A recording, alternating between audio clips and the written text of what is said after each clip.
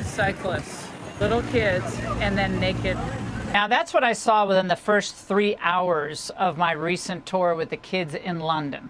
I have people laughing, I guess. Everyone's laughing.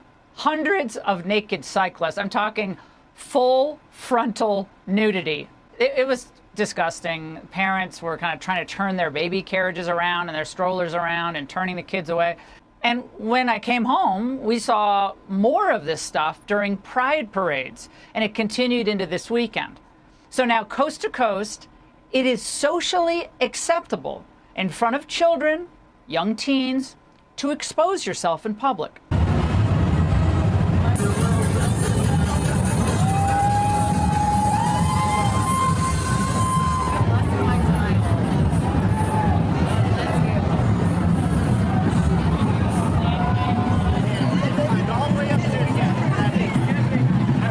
And in San Francisco, one journalist was threatened and chased.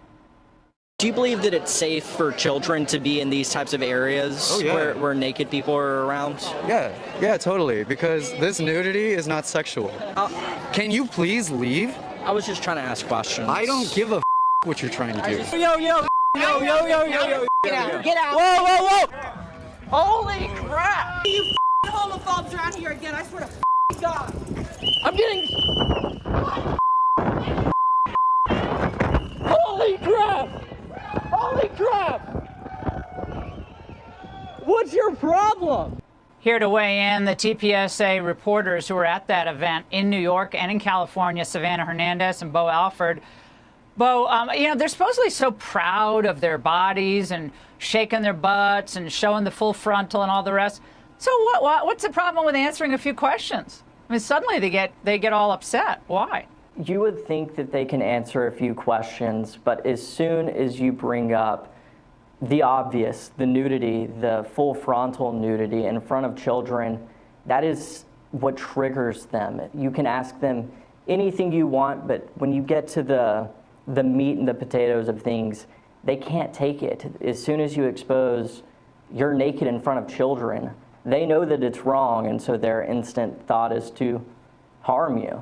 Were you ever truly afraid for your life at that point when they were chasing you down? I mean, you never know what situations are going to develop when you put yourself in a situation like that. But that one woman, I guess, she looked pretty unhappy. I'm not sure what the green-haired one was doing, but I wouldn't necessarily want to be chased down by any of them. Undoubtedly. I've been doing this now for 5 years, going on 5 years, and this was only the second time that I've feared for my life, but this reached a whole new level to a point where I was running, and I got a lot of hate online for running away from these people, but you're in California where there is no laws. It's basically anarchy. It's 20 people. You don't know what they have on them. Well, if you defended yourself, you'd be in jail. So we know that's how that would have worked. Savannah, let's move to you. Tell us what you saw, what the most shocking thing was that you saw at a similar event. Well, Laura, probably the most disturbing thing that I saw was the complete mockery of religion and Christianity. You had a trans person in devil horns that was performing strip teases on the steps of historic churches throughout New York City. The same person makes an effort to also target police officers and try to perform these strip teases and also imitate oral sexual acts with a crucifix. So, really just the mockery of God and the complete mockery of religion was horrific to see. The city, the streets of New York, at moments like this and also in other cities across the country, it's not really safe for children. I mean, people wonder why people have left the cities or why people continue to leave the cities. I just think this is another reason why parents are like, we're done. We love the city, but not this. And I think, Bo, they bristle at the idea of this is grooming. You're grooming children, but what else? How else do you view this? If they chase you down for asking a question, and yet they're fine with shaking their backsides in front of kids. Yes, it's the only way to view it. It is grooming. It should be illegal, and I'm not afraid to say these people should be in prison.